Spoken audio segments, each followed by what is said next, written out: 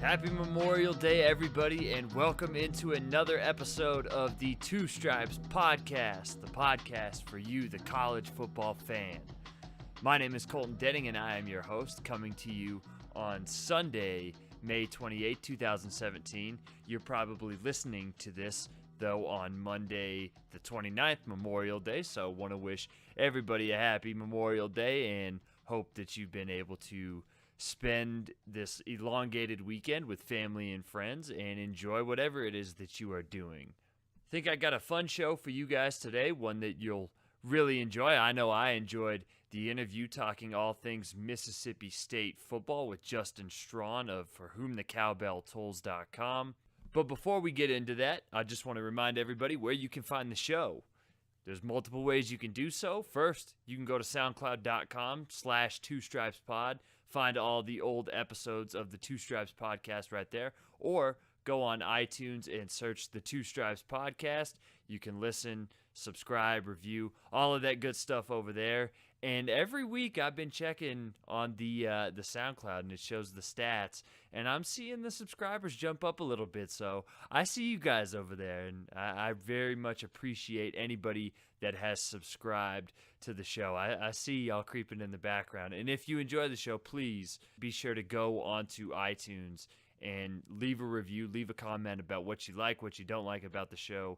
Anything to help more people find the show is always very much appreciated by me, but I see you guys lurking in the background, and I appreciate it and hope you enjoy the show and hope I can keep this thing rolling for you guys into the 2017-18 college football season. Enough of that, though. Let's get into the show. It's pretty crazy that Dan Mullen has been at Mississippi State for almost a decade now. I think during the interview, I mistakenly said that Mullen was headed into his 10th season in Starkville, but this is his 9th season, almost a decade though, which is absolutely crazy, I think.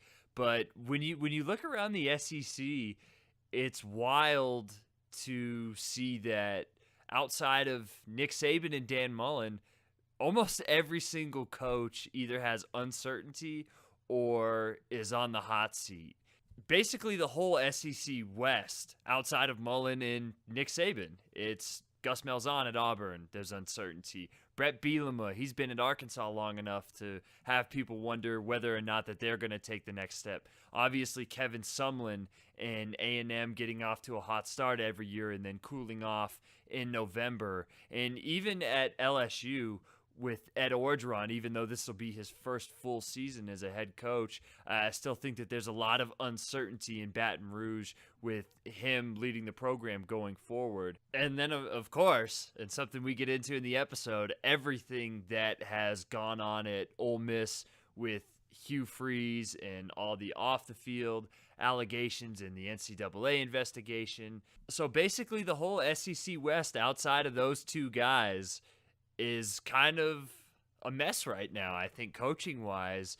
And at this time next season, I would be very surprised if there isn't at least one new coach and possibly even two in that division after the 2017 season is all said and done.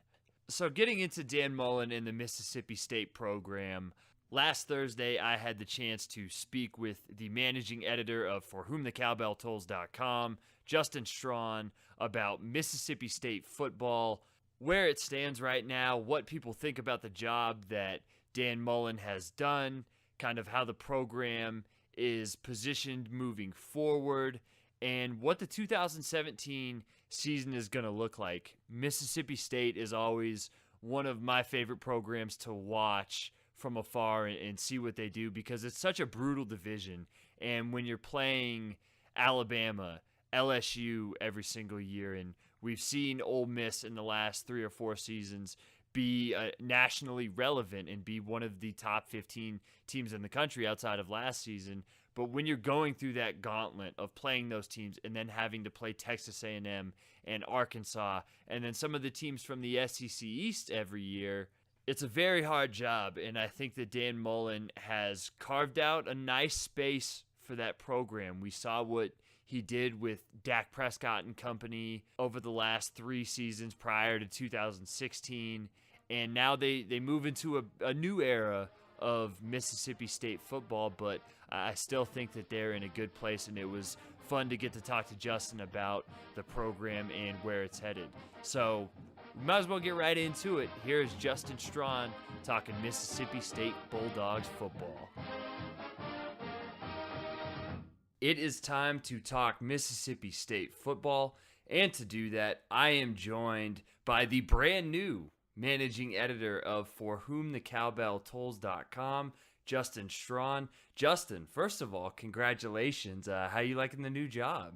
I like it. I'm enjoying it. I've been with For Whom the Cowbell Tolls for a little under a year now. So when Ethan stepped down, I thought I'd go ahead and give it a shot. So we're up and running now. Well, somebody who has been on the job a long time that we are going to talk about is Dan Mullen. How crazy is it that we are approaching a decade of Dan Mullen in Starkville?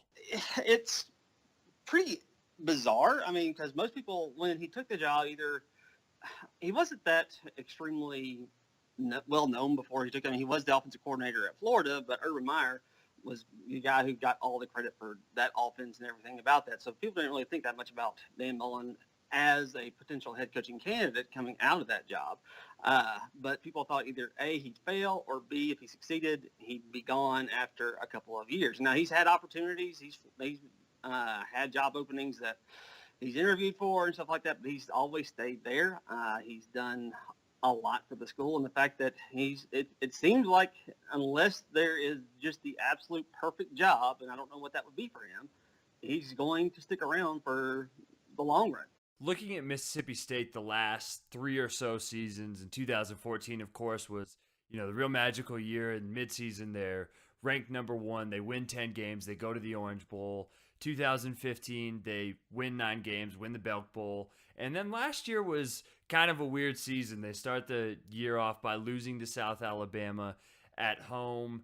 And you fast forward to the finishing game, the closing game of the season, and they stomp Ole Miss by 35 points on the road, but finish 5-7, but managed to go to a bowl and beat Miami of Ohio to go 6-7. How would you assess the last 3 seasons for Mississippi State, and what's the overall health of the program like headed into 2017? It's so hard to figure out. I mean, because when you look at 2014, 2015, you have to be completely satisfied. Obviously, 2014, you're going to put that, at like an A+. I mean, that was far better than what even the most optimistic fans would have even thought of. So 2015 was also a really good year. Dak Prescott's final year is the one that launched him into his successful pro career as a rookie quarterback at the Dallas Cowboys. So you're happy with that. Then what you have last year, which is just the odd year.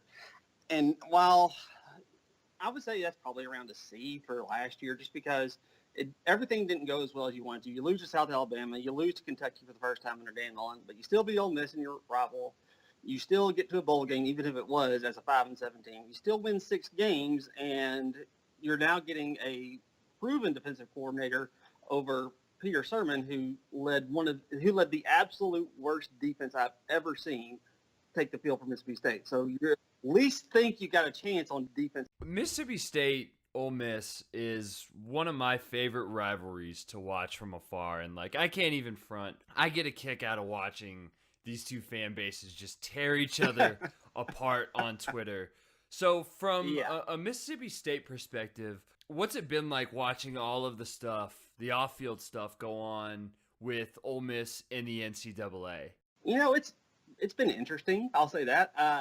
Just because I just think the different reactions from both fan bases really have just been not necessarily what you would expect. I guess, the Ole Miss fans, they've dug their heels in behind Freeze. They have gotten to the point where they think at first they denied that it was ever going to be an issue.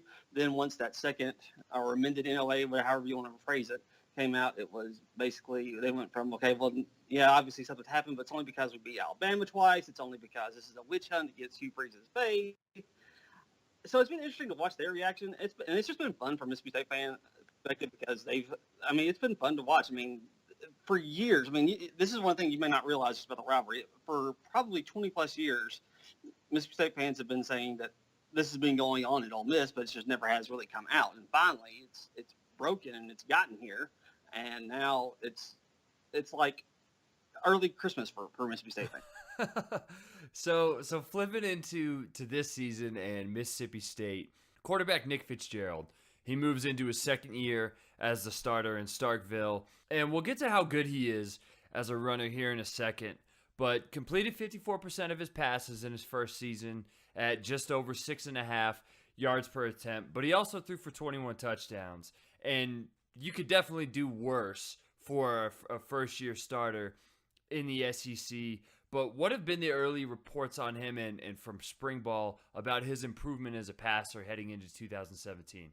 The one thing that people are going to look at, and because let me preface before I say this, people are going to look at the spring game and say they threw 5 interceptions, and people are going to think, obviously, he's regressed. I don't think you can take away anything from the spring game. That's the one thing I think that is the biggest takeaway, and it's very hard to get a good read on it. Most people said going in spring practice, those who got a chance to actually watch it thought that he looked more comfortable in the passing game, but the problem is when you get to a spring game where it's just a scrimmage, he's not running the football. That part of his game is taken away. He had a ton of his offensive players, offensive weapons weren't available for the spring game. And one of the things I've always said about Nick Fitzgerald, I don't think he is a practice player. I think he just has a really hard time, just completely showing what he's capable of. And in practice, he needs that competitive edge from an actual game for him to get the most out. Because once we saw that he was supplanted as the starter and they started to tailor the offense around him last year, he blew up. I mean, his numbers just went up drastically. But when it was still kind of this weird phase where it was like, will he be the starter? Won't he be the starter? And he was still having to try to prove things in practice.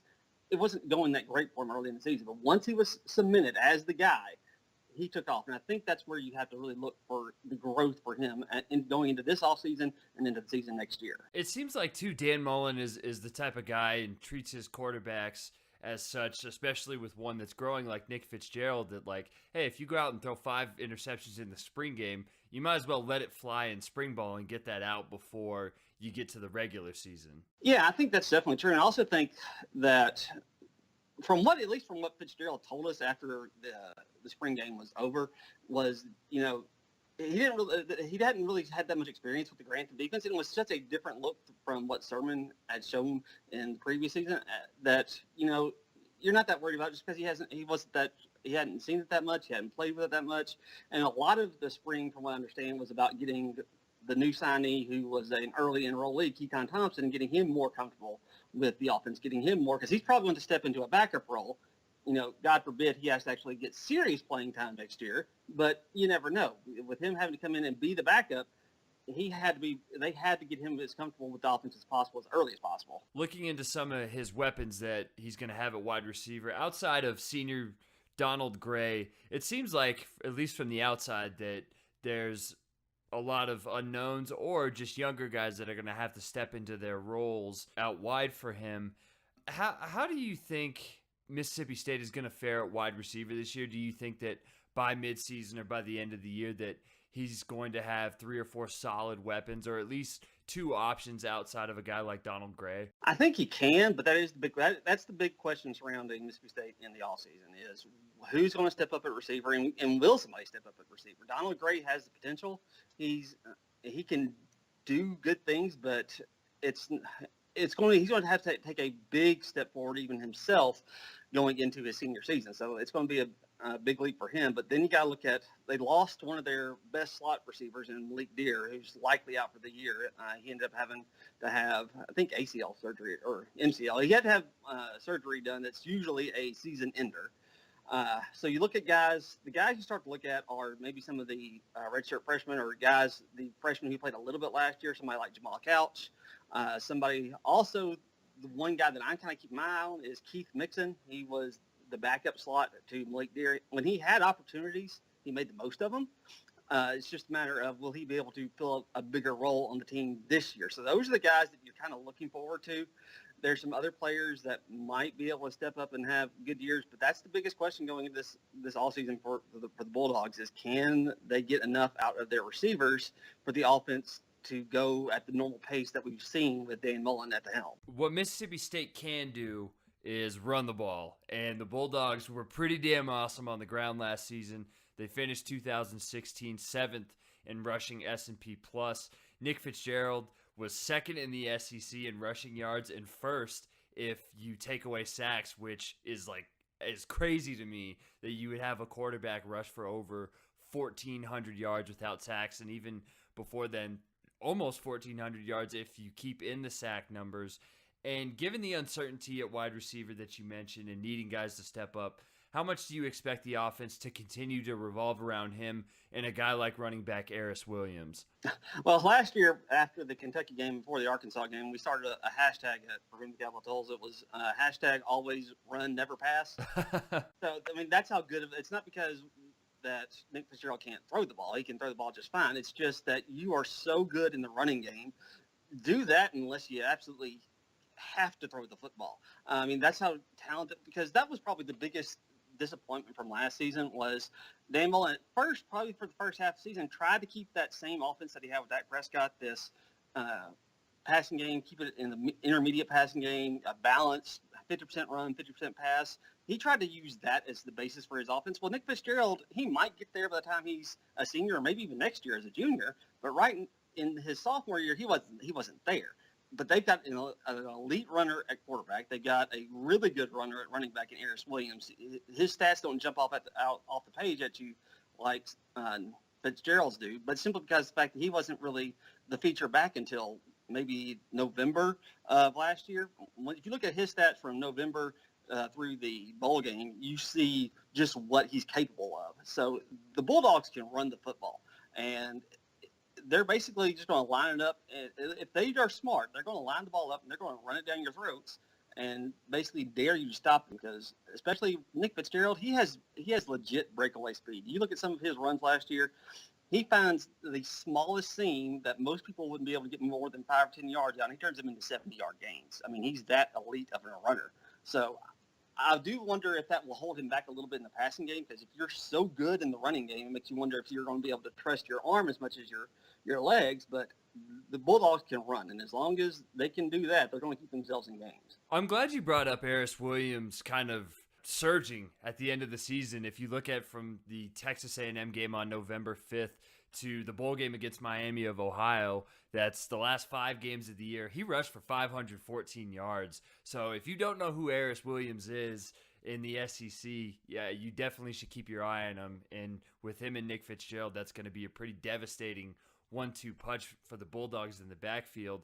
And looking at the offensive line, 3 starters from last year's great run blocking unit are gone. How much concern is there that the running game is going to take a big step back, even with those guys in the backfield?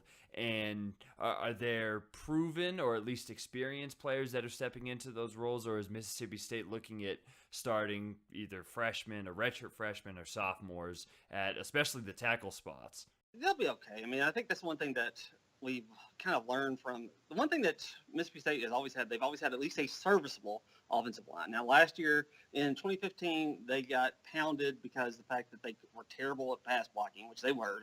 Dak Prescott, whenever there was a decent pass rush, he got sacked way too much. That was the only reason that they lost their 4 games. Any team that had a decent pass rush got to them. And they got off to a bad start in 2016 as well, but once they've always done really well in the run blocking scheme. One of the things that they did last year, like I said, when they were trying to do this hybrid offense where they were balanced running and passing, it didn't go so well. They didn't block very well at that time. But once they decided, you know what, we're going to be a smash mouth football team, we're going to run it as much as we can until the other team just makes us throw the football, that's when they excel. And the guys that are coming in, the guys that will be taking their place, they should be okay. The one thing that Mississippi State fans give John Hevesy, the offensive line coach, crap for all year long is his recruiting, because he's never been a very good recruiter. He rarely gets anything above a 3-star recruit onto campus and onto the team.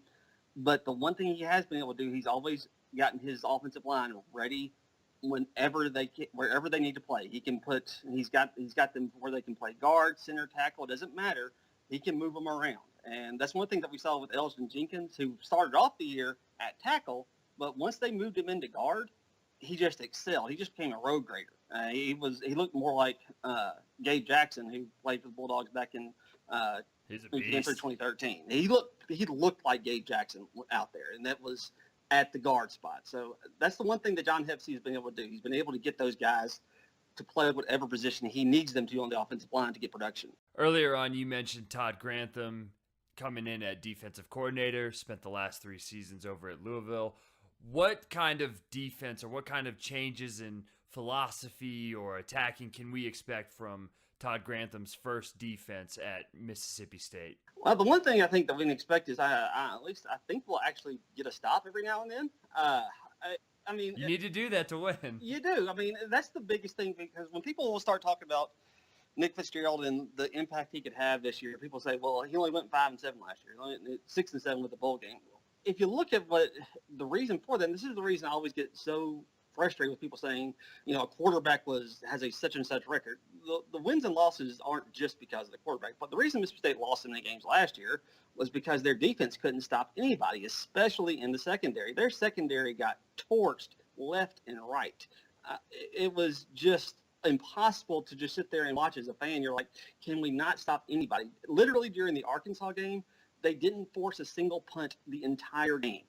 I mean, it was that bad on defense last year. Well, all we're hoping for is that Todd Grantham can at least make them average, make them not terrible.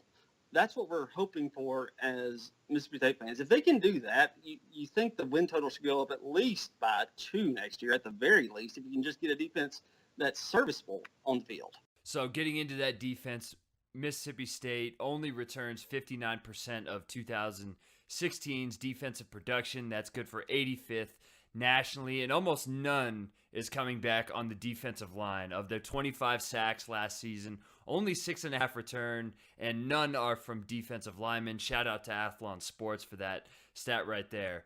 Mississippi State brings in 9 JUCO kids, and 5 of those were defensive linemen.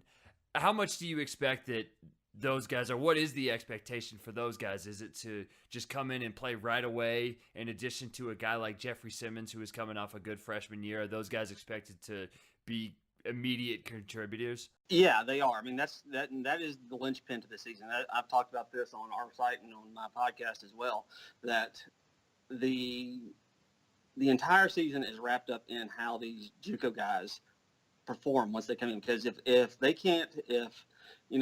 4 or 5 of these guys end up taking a year to get used to SEC speed and what it's like to play at the Division I level, then Mississippi State's not going to be any better than they were last year. These guys were brought in specifically for the purpose to kind of bridge the gap between this year and last year's recruiting class and the future. So I mean, that's what they're here for. If they don't pan out, you don't necessarily have to have every single one of them pan out and be instant producers, but you need probably at least 6 or 7 of them to be instant producers, because otherwise this defense is going to continue to struggle and won't be any better, and the season won't go any better than it did last year. They've got to get something out of those guys. That's why they were brought in, to be instant production, and if they're not, then it's going to be difficult for the Bulldogs to compete at any level in the SEC next year. How big of a jump do you expect Simmons to take in his sophomore season? I expect a pretty big jump. I think from what we've heard from Todd Grantham, just watching what he does, I think he's going to excel under Grantham. I think that he's going to do a really nice job. I mean, he was an all-SEC freshman last year, and when he didn't play as much as I would have liked him to, I honestly would have liked for them to just turn the defensive line, the defensive end position, or defensive tackle either. He could play both. I would have liked for them to have turned those positions over to him earlier in the season and just let him go. But I expect him to be one of the elite defensive line pass rushers in the SEC next year. He's going to be playing, let's be honest, I mean, he was a 5-star guy coming out of high school. He was a guy that was supposed to be considered a can't-miss prospect. He's looking to leave the SEC after his junior season, and next year is the year that you have to make your mark if you're going to do that. So I expect it to be a pretty big breakout for him. Speaking of all SEC freshmen, linebacker Leo Lewis returns after a stellar first season in Starkville, had 57 tackles last year, 4.5 for loss, and a sack to go along with it. With him and Simmons, how important, especially with the uncertainty along pretty much the rest of the defensive line and in the secondary as well, how important is it that those two guys play as bona fide stars for that defense right from the get-go? No, it's huge. Leo Lewis, I think, is going to be Bernard McKinney type for the Bulldogs. I think he's going to have he's only a sophomore, but he's a redshirt sophomore, so he'll have an opportunity to leave for the NFL draft after this year. He probably could. I think he'd probably be smart for him to come back one more year, unless it's just such an amazing season for him that it'd be stupid for him to pass up. But I think he could play his way into a first or second round draft pick by the time he's a junior. So they need him because it's like you said, they got a lot of guys. They're going to have a lot of new faces on this defense. They need him. They need Simmons. They need them to not only be what they were last year, but they need them to continue on their trajectory and continue their development and be the leaders on this defense. From what we've heard, that they have been. Those are the two guys that people are looking to, and they're the ones that that the rest of the team is rallying around. So I expect big things out of both of them, but especially Leo Lewis, because like I said, he could be draft eligible. He's draft eligible after this season, and if he has a big enough year, he could go ahead and take advantage of that. But I would kind of lean towards him coming back for at least one more year. So before we get into predictions for this season, Nick Fitzgerald, he's doing his thing right now. He's going to put up more numbers in his second season as a starter. You mentioned the 4-star kid they brought in last year's or in this previous class in Katayan Thompson, 4-star, and just the other day, another 4-star quarterback, 2018 Texas quarterback Jalen Maiden committed to Mississippi State. We're watching Dak Prescott tear it up in the NFL, and if he has another big season, how much of his success, not only at Mississippi State, but now in the NFL, has kind of established a pipeline at quarterback for the Bulldogs and Dan Mullen? I mean, that's exactly what it's done. I mean, it's the reason that a guy like Jalen Maiden takes notice of Mississippi State, and the reason that they're even on another 4-star quarterback out of Arkansas and Gary Bohannon. So the reason these guys are looking at Mississippi State that never would have looked at Mississippi State, because if you look at Mississippi State's quarterback lineage, up until Dak Prescott, there really wasn't any. For years, we just hoped that our quarterback just wouldn't shoot us in the foot. And now, ever since Dak came, we've got guys that can actually contribute and be positive impacts and be difference makers out on the field. And that's the reason why, at least at the quarterback position, it may not go into any other position, but what Dak was able to do in the NFL at the Dallas Cowboys a season ago made people take notice of what Dan Mullen can do with a quarterback in his hands. And when Nick Fitzgerald, that's going to be what people are going to be looking at this year is, can Nick Fitzgerald make the same type of leap from his sophomore to his junior season that Dak made? Because if you look at the two seasons, Nick Fitzgerald actually had a more impressive sophomore season than Prescott did. Now, he probably had more playing time, but nevertheless, people are going to start looking, hey, will he make that same type of leap? And if he can, then that only cements Dan Mullen's legacy as a quarterback guru, if you will, even further. And you could see even more quarterbacks start to say, hey, I want to go play for that guy, because that guy turns even 2- and 3-star kids like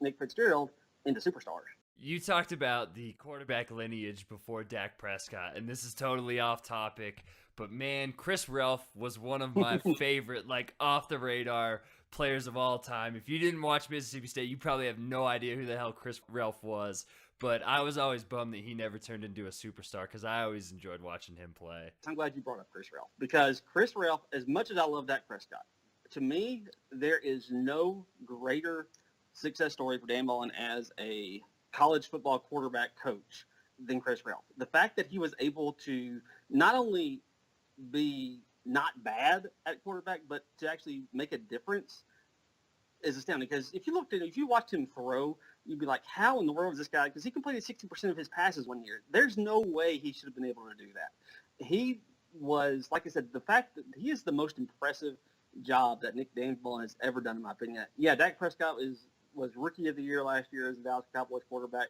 but he had some raw tools there. He had some things to work with. Chris Relf didn't have anything to work with. I mean, everything he got, Dan Mullen, he chipped away. He found whatever he could, and he got every single last ounce of ability out of Chris Relf. It was amazing to watch that. Yeah, shout out to the Chris Relf, Chad Bumphus era at Mississippi State. Definitely one of my favorites. So, final question here.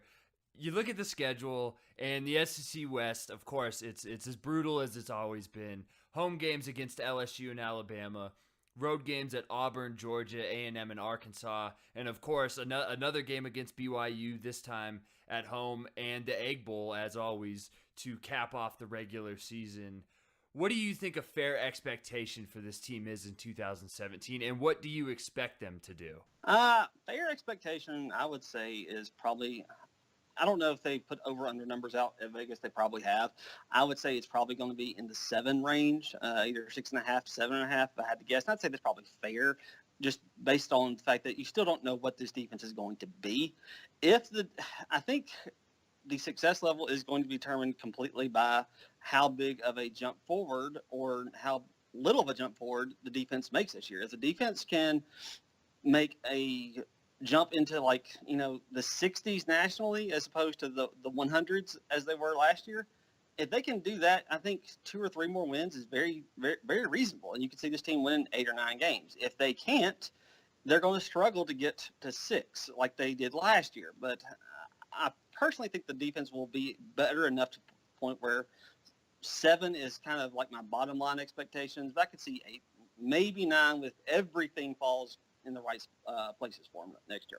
Well, the Bulldogs, as always, should be a lot of fun to watch, and if you want to keep up with them, I recommend you do so by going to forwhomthecowbelltolls.com, and you can also find them on Twitter at mstatesports, and if you want to find any of Justin's work, you can do so by following him on Twitter at jstrawnfwt.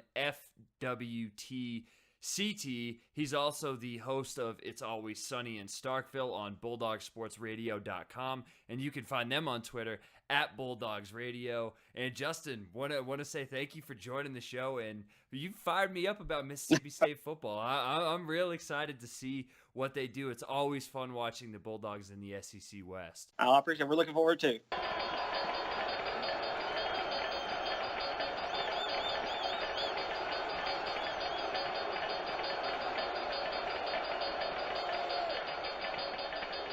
Want to thank Justin Strawn of forwhomthecowbelltolls.com for joining the show once again, dropping some insight into Mississippi State Bulldogs football and what should be a pretty exciting season for them, and a lot of fun things to watch, especially Nick Fitzgerald's second year at that quarterback spot.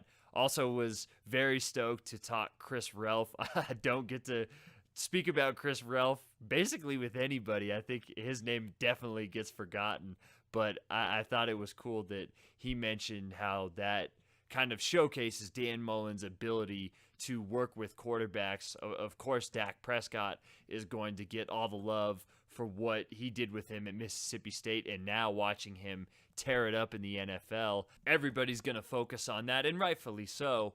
But working with some of those other projects like Chris Relf and now Nick Fitzgerald, I think you get a real good sense into Dan Mullen's ability to develop all kinds of quarterbacks. And now you're starting to see that pay off on the recruiting trail where they are bringing in blue-chip quarterbacks. And when you play in such a tough division, having a high-end quarterback can mitigate some of your other deficiencies. So I think that Mississippi State, while they may not be a team, especially in the West with Alabama and LSU, that goes to the SEC title game, they're going to be in the running, I think, for 3rd place, 4th place, especially with everything going on at Ole Miss and at Texas A&M and at Arkansas. I think that Mississippi State's consistency is kind of what's going to set them apart from those other teams vying to play behind Alabama and LSU. So interesting to see if they're able to take another step up. That schedule is very hard, though. But appreciate Justin Strawn for joining the show, dropping knowledge. Once again, make sure to go to forwhomthecowbelltolls.com to keep up with everything Bulldogs football. That's going to wrap it up for this episode, though. But it is not the last you will hear from the Two Stripes podcast this week. Oh, no. There are 2 more episodes dropping later on this week, so be on the lookout for those. And just as a preview, it'll be the USF Bulls, going to talk Charlie Strong's first season down in Tampa and maybe the best mid-major school in 2017. And then later on in the week, going to have an episode about the North Carolina Tar Heels. UNC's always a fun team to preview, and now that they're going to replace the 2nd overall pick in the draft and Mitchell Trubisky kind of up in the air about where North Carolina is this season. So I'm excited to talk with Tar Heel Blog and figure out where the Tar Heels are at, because it seems like every year people talk about them as a sleeping giant, and they've had some success the past 5 or so years, and now they're replacing a first-round pick at quarterback and some other talent. So interested to hear where North Carolina football stands heading into the 2017 season. If you want to hear those episodes, be sure to go to soundcloud.com/2stripespod. You can listen to those and every single one of the Two Stripes podcast episodes there that I've done over the past year, and then go to iTunes and search the Two Stripes podcast there, and be sure to subscribe and leave a review. It'll be much appreciated by me and will help other college football fans find the show. Until then, though, I want to thank everybody for listening to this episode of the Two Stripes podcast. Hope you all had a great Memorial Day weekend and that you all prosper heading into June. My name is Colton Denning, and this has been the Two Stripes podcast.